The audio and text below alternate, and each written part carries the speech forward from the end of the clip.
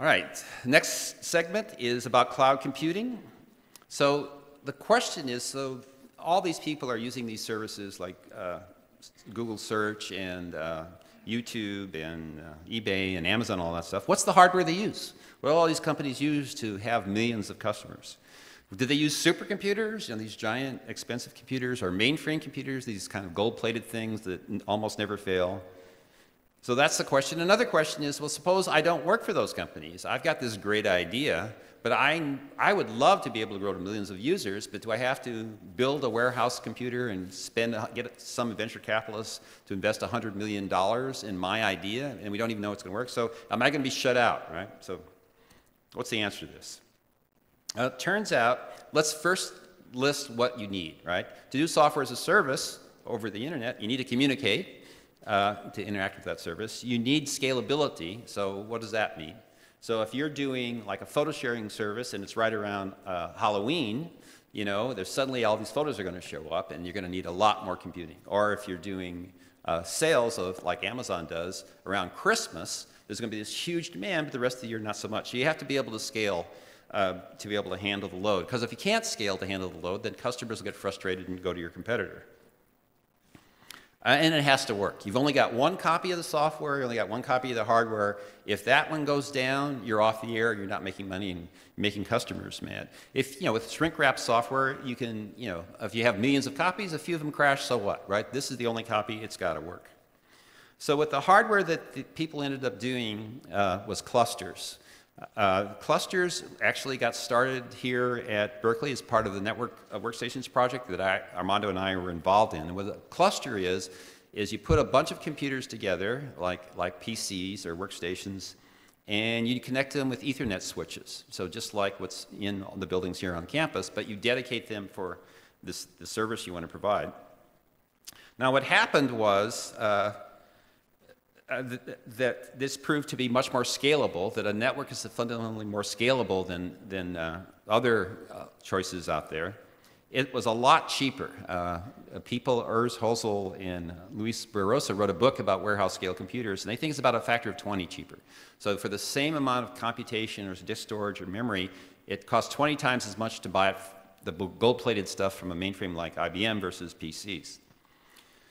And the way they get dependability in clusters is just to have a lot of redundant copies. So if it's 20 times cheaper, you can afford to have 3 replicas of everything. It's still, 1/7 the cost of the gold-plated version. So the parts aren't very dependable, but you have triplicate them, and so collectively the software makes that dependable. And it turns out if you have thousands of computers, all pretty much the same, all running the same software, they're not that hard to manage. So that a few operators can handle thousands of servers, and then as we talked earlier, virtual machines can really help make this work, so that's another thing that can simplify the tasks. So warehouse scale computers soon grew. The first ones had maybe 1,000 servers, but as customers increased over time, they have now 100,000 servers as the demand increased. What they discovered is when you build a warehouse of computers and you order 100,000 computers at a time, you get huge economies of scale. If you were to go to Dell or HP and say, I want to buy 100,000 computers, they're going to give you a really good deal. If you're going to build a warehouse rather than just for 1,000 computers, but 100,000, that's a much more efficient way to build it. And if you get network bandwidth by the gigabits as opposed to by the megabits, that's much cheaper that way. So by factors of 3 or 8. So by factors of 3 or 8 per computer, it was cheaper to do the warehouse scale computing. Also what happens is traditional data centers are underutilized. So if there was 100 data centers, each with 1,000 computers, maybe they're used 10 or 20% of the time, but if you consolidate them together, they get more utilization out of them. So what ended up happening is, particularly starting with Amazon, they realized they could earn money to offer a pay-as-you-go service because their costs were so much less that they could sell it to less than the customer cost, but they could still make a profit. And so the characteristic of this, what's called the utility computing or public cloud computing, is it offers computation and storage communications at pennies per hour. And remarkably, there's no cost to scaling. Usually if you want a 1,000 times faster computer, you pay a lot more than 1,000 times more for that privilege. Here, 1,000 computers for 1 hour is the same price as one computer for 1,000 hours.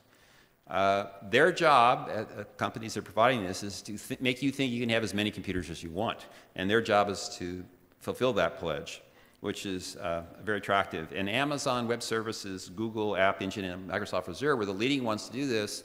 Over the years now, Amazon's been doing this about 7 years. I think their model has won. So now Google App Engine and Microsoft Azure are pretty much imitating what Amazon Web Services did.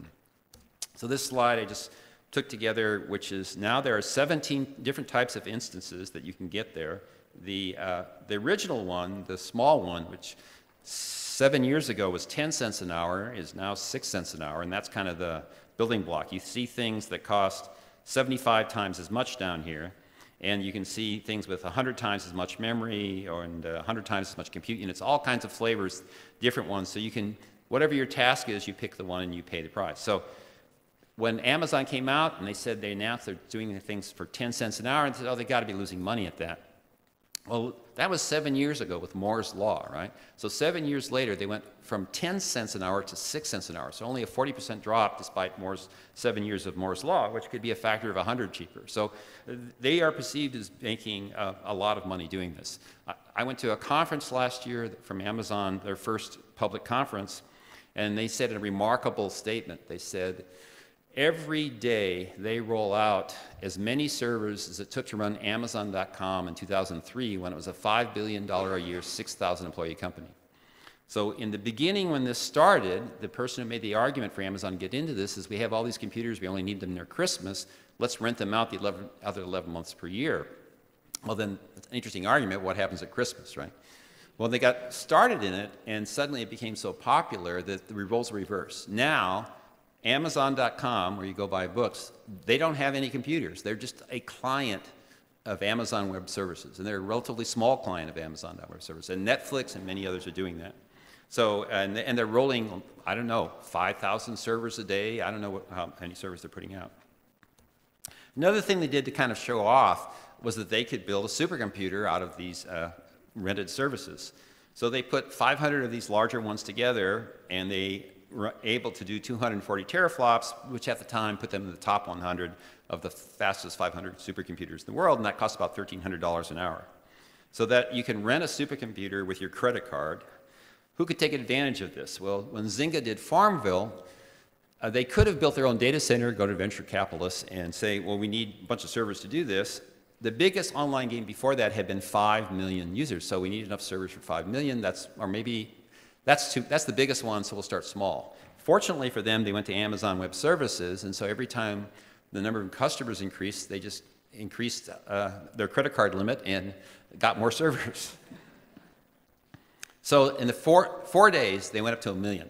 You know, from 0 to 1 million in 4 days. In 2 months, 10 million. 9 months, 75 million. And if it hadn't been for Amazon Web Services, they couldn't have done that. So they were able to take in as much income as they could get computers without having to do that. So think about that for a minute.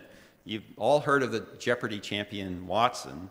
So the amount of hardware is about 90 of these servers. Let's say we picked one that's like $200 an hour. So what's $200 an hour? That's like what, you know, when these people we talked about earlier, an attorney or an accountant gets paid. A good attorney or accountant gets paid $200 an hour. Think about in your careers as machine learning starts to work and AI starts to work, kind of for what task could AI be as good as a highly trained person at $200 an hour? That's today's prices, right? It's going to go down. So what is this going to mean for society, right? What is this going to mean as computers get smarter, can do more things, and you know, what jobs are out there? I have this sense that we are this, you know, tremendously efficient job-killing industry. That I think the reason attorneys used to be a pretty cool job is dropping. I think it's got to do with computer technology. They're good at discovering things that they used to use law clerks to do. So, yeah. So this is a really good job. This is a good one to pick because I'm sure there's going to be demand for this. I just hope that we're going to start getting into the job generation side of things. Okay. With that, let's do another one of these things. What is not true about software as a service-oriented architecture and cloud computing? Clusters are collections of commodity servers connected by LAN switches. Internet supplies the communication for SaaS apps. Cloud computing uses hardware clusters and software layer using redundancy for dependability. Private data centers could match the cost of warehouse-scale computers if they just use the same type of hardware and software. Ready, set.